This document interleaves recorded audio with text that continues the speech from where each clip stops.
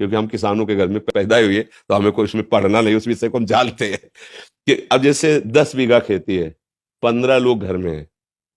अब बच्चों की पढ़ाई, कपड़ा लत्ता, ब्याह बर, खाद पानी, सिंचाई का घंटों के पैसे होते हैं, 4 घंटे 5 घंटे में 1 बीघा, ऐसे ऐसे होता है।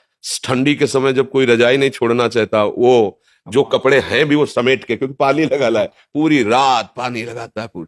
अब इतना महंगा समय है और उसका अनाज इतने गिरकर सस्ते दामों में जाता है, और पूरा देश उसी का उदर पोषण का हेतु होता है, वो उसी का किसान का। लेकिन उसकी हालत ये रहती है कि वो अच्छा कपड़ा नहीं पहन सकता, वो अपने बच्चों को अच्छी पढ़ाई नहीं पढ़ा सकता, क्योंकि इतनी लागत लगती है। अच्छा, उसमें है ही नहीं कि लागत लगने पर हमें माल मिल ही जाएगा। इसीलिए जैसे भारत का सैनिक प्राणों की आहुति देने के लिए तैयार है, ऐसे ही सच्ची पूछो तो महान तपस्वी किसान, वो हमारे पूरे देश को भोजन दे रहा है। भाई आप बड़े पदाधिकारी, लेकिन खाओगे तो रोटी दाल ही और वो तो वहां पैदा हो रहा है, मेहनत उसकी देखो। स्कूल से आने के बाद हमें पढ़ने का समय नहीं दिया जाता था, मक्का के खेत रखाओ चल के मक्का, इतनी किसानी का, इतनी मेहनत का उसका जो का। और वो जब बाजार में अन्न जाता है तो उसकी कीमत बहुत कम होती है, और जब वो सामान लेता है तो उसकी कीमत बहुत बड़ी होती है तो वो हमने देखा है। अब लाही सरसों जिसे कहते हैं, खेत बढ़िया खूब चक हो गया, बाली एकदम पकी तैयार, सुबह उसे काटना है और शाम के हल्का पानी हो गया, सूर्य की किरणें निकली, सब कलियां फूट गई, सब सरसों बिखर गई।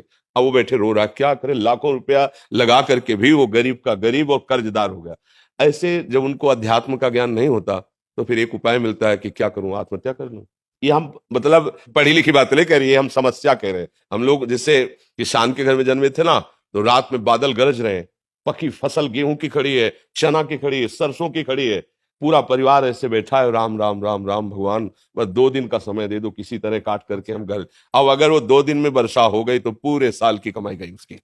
अब उसको ना कोई सरकारी सहयोग मिलेगा और ना सामाजिक सहयोग मिलेगा। वो सदैव कि किसान आदमी जो है ना, वो कभी ब्याह बर हो तो नए कपड़े बल गए, वो भी साल में एक आध बार जो अन्न का ड्योढ़ा लगा है उससे, नहीं तो उसका जीवन बड़ा कष्ट में रहता है, बड़ा कष्ट है। किसान वास्तविक प्रणाम योग्य और सबके प्रणाम योग्य है, क्योंकि कुछ भी तुम 10 लाख कमाओ महीने, लेकिन खाओगे क्या? 10 लाख थोड़ी खाओगे, खाओगे तो अन्न ही ना। तो उसके अब ये है कि थोड़ा सा आधुनिकता बढ़ गई है, पर वो अन्न में पावर नहीं रहा। जैसे अपने लोग थे ना, 1 बीघा में 8 मन गेहूं होता था, 8 मन, क्योंकि उर्वरक डालने की सामर्थ्य भी नहीं थी, और उर्वरक निषेध भी किया जाता था कि अन्न पौष्टिक रहेगा। गाय का गोबर, वो जो गांव में पशुओं का एक वो बनाया जाता है ना, गोबर डालने का, हाँ, उससे फिर भर भर के बैलगाड़ी में खेतों में बिखेरा जाता। 8 मन हमारी। अब जो है 60 मन, 40 मन, 45 मन, पर उस अन्न में ऐसे केमिकल उर्वरक तत्व मिल गए कि वो हमारे शरीर को हानि पहुंचाते हैं, स्वस्थता नहीं सुरक्षित रह पाती। किसान का अगर सरकार से अच्छा सहयोग हो तो भले कुछ हो, नहीं तो वो आज अच्छा, खेती में जैसे आप बार बार उर्वरक डाल रहे हैं तो उसकी क्षमता कम हो रही है, भूमि की क्षमता कम हो रही है, वो अन्न फिर उतना नहीं उपजा पाए। अब वो जो केवल किसान है, जिनके लड़के बच्चे नौकरी कर रहे हैं, उनको तो ठीक है, खान पीने को खेती से हो गया और अर्थ है, लेकिन जो केवल किसान है, सच्ची मानो एक तपस्वी से कम नहीं है, भारी तपस्या का उनका विषय होता है। तो इसलिए उनकी तो हम वंदना ही कर सकते हैं, उनके विषय में बस यही है कि सरकार सहयोग करे, और तो मतलब अच्छा, अब जब पशु नहीं पालेंगे, क्योंकि अब पशु ना पालने का स्थान बनता जा रहा है, क्योंकि बैल से तो खेती जोतनी नहीं है, ट्रैक्टर से जोतनी नहीं है, तो बैल का तो मतलब नंदी का तो कोई सवाल ही नहीं रह गया कि कोई किसान पाले। क्यों पाले, मतलब समझो। अब क्या, अब बछड़ा होता था ना, तो एक हर्ष सा होता था किसान के, ये गाय माता ने बछड़ा दिया, अब ये आगे चल करके बैल होकर हमारे हल जोते। मतलब 8-10 गायें तो होती ही थी, उनका गोबर, उनका दूध, वो पौष्टिकता पर किसान आदमी अर्थ, जहां अर्थ की बात आती थी वहां साहूकार सेठों के कर्जे की तरफ सोचना पड़ता था कि भाई अगर 1,000 रुपया लेना है तो फिर 20% में अब वो अगर मतलब 10 रुपए भी चाहता है तो उसे अनाज बेचना है। अब उसको ये देखना है कि हमारे ड्यूड़ा में अगर अनाज कितना है, 1 साल का भोजन उसी से होगा।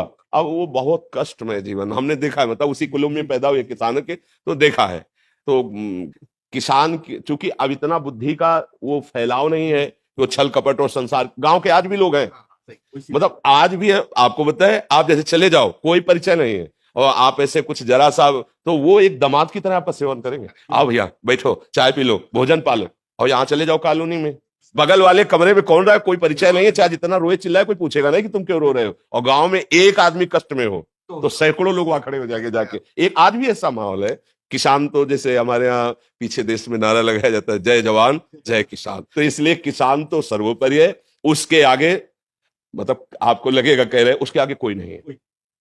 अगर हम संत जन जिन्हें कहा जाता है, तो हम पैदा भी उन्हीं के घरों में हुए हैं और पले भी वही हैं और पोषे भी गए हैं और आज भी उधर वहीं से भर रहा है।